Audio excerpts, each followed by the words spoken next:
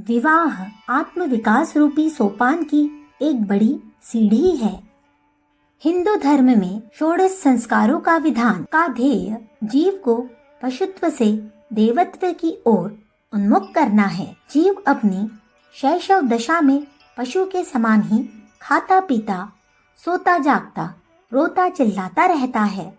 उस समय उसके जीवन में बुद्धि तत्व अविकसित रहने से उसका जीवन आध्यात्मिक नहीं होता। तब वह तनिक बड़ा होता है, तब क्रमशः माता पिता और गुरुजनों की आज्ञा का पालन आदि गुणों को सीखता है।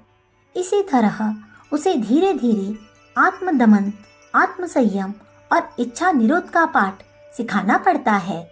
उसे आज्ञा पालन द्वारा अपने क्षुद्र स्व का, अपने दैहिक व्यक्तित्व का भाव भुलाना पड़ता है और तब धीरे धीरे उसकी गुहा में आत्मा का प्रकाश होता है। उसका आत्मभाव उभरता है और तब उसका आत्मविस्तार प्रारंभ होता है। ज्यों-ज्यों वह आत्मदमन करता है, अपने ऊपर नियंत्रण लगाता है, त्याग करता है, त्यों-त्यों उसमें आत्मीयता का भाव बढ़ता जाता है। बड़ा होने पर जीव का विवाह संस्कार होता है। यह होने पर जीव के ऊपर अनेक जिम्मेदारियां आ पड़ती है। यहाँ तो देह भाव विलोपन और आत्म बलिदान का पाठ पूरा सिखाना पड़ता है। कालांतर में जो संतान प्राप्ति होती है, उसकी सेवा बिना आत्मत्याग और बलिदान के संभव नहीं। साथ साथ अपने जीवन सहचर के व्यक्तित्व में जो अपने व्यक्तित्व को मिलाना होता है, वह बिन मिलाए रखकर नहीं बन सकता। इस जीवन में तो इच्छा निरोध, आत्म संयम की पूरी साधना करनी पड़ती है, क्योंकि बिना इसके अपना जीवन सहचर के साथ पूर्णतया घुल मिल जाना नहीं बनता। अतएव विवाह में आत्म विलीनीकरण परमावश्यक है और यह आत्म विलीनीकरण देह भाव का यह उद्देश्य पशुत्व को दबाने और देवत्व को जगाने का एक साधन है। अतएव विवाह पशुत्व से देवत्व की ओर बढ़ने का एक मार्ग है।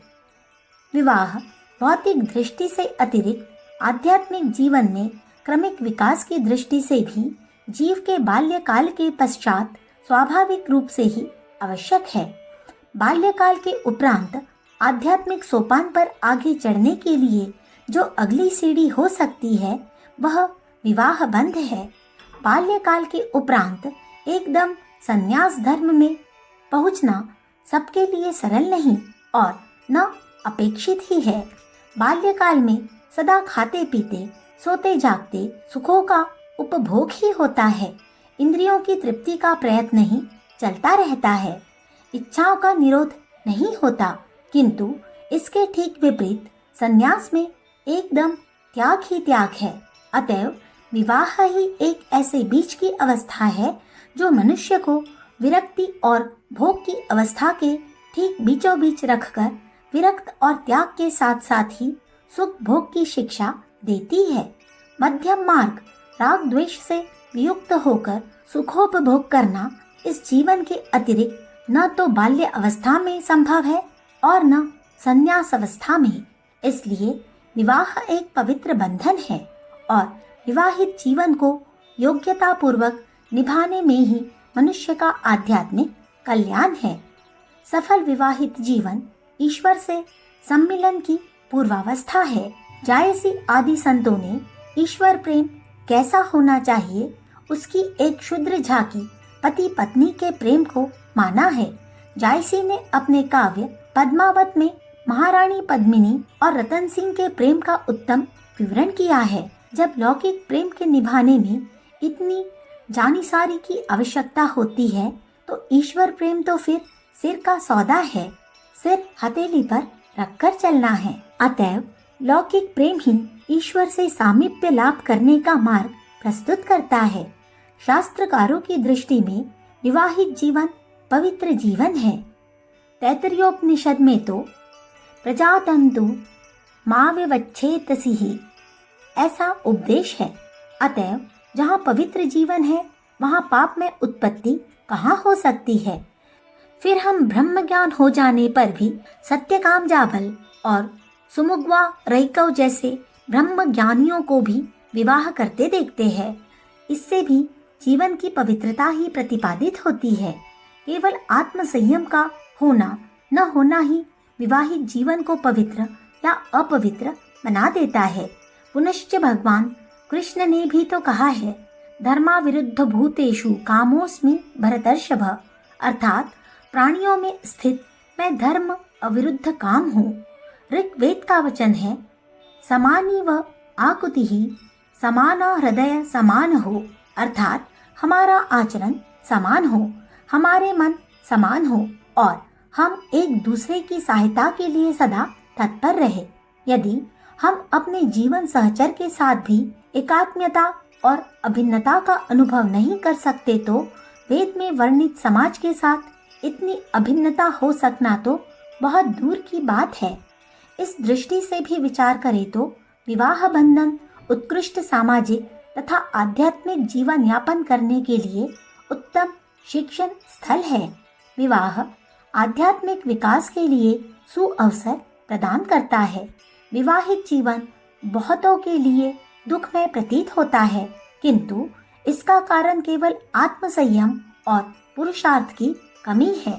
कठिनाइयाँ केवल हमारे चरित्रगत तथा पुरुषार्थ संबंधी न्यूनताओं की ओर ही संकेत करती है और मानो हमें उन पर विजय प्राप्त करने के लिए उद्बोधित करती है। जो लोग पलायन मनोवृत्ति लेकर विवाह बंधन से बच निकलते हैं, वे दुख और कठिनाइयों से भी भले ही बच निकले, किंतु कठिनाइयों से बच निकलना ही जीवन का उद्देश्य नहीं है।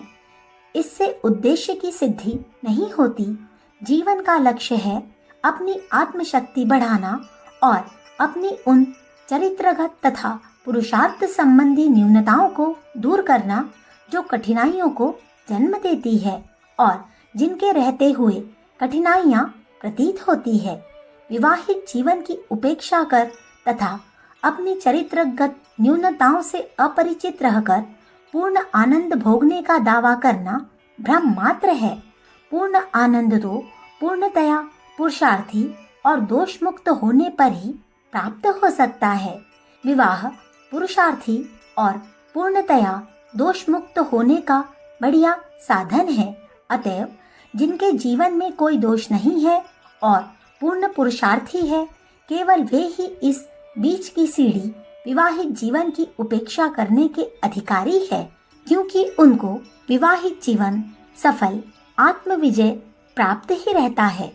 मनुष्य ने अपने विकास काल में जिस सर्वोत्तम तत्व को विकसित किया है, वह माता पिता का हृदय ही है। इसमें जिस सुकोमलता का निवास है, वे मनुष्य को देवोपम बना सकता है। इसी के कारण मनुष्य इस हिंसक विश्व में सर्वोपरि सुशोभित हो रहा है। इस प्रेम में हृदय की प्राप्ति के लिए विवाह ही द्वार को उन्मुक्त करता है। विवाहित जीवन में जो बात मैं अत्यंत बुरी समझता हूँ, वह अपने सहचर के प्रति दुराव है। उसकी नज़र की चोरी की कौन कहे। हम तो उससे अपने विचारों को भी न छिपाने का आदर्श सदा अपने सामने रखना चाहिए। हम कभी ऐसे विचारों को स्थान न दें जिसे हम अपने जीवन सहचर पर प्रकट न कर सकते हो। तभी विवाहित जीवन सफल, सुखी और शांतिमय हो सकता है। अखंड ज्योति, फरवरी सन 1950, पृष्ठ संख्या 15, 16, 17। हमारे YouTube चैनल विचार क्रांति दूत अखंड ज्योति पत्रिका को सब्सक्राइब करें एवं अगली वीडियोस प्राप्त करने के लिए बेल आइकन दबाएं। धन्यवाद।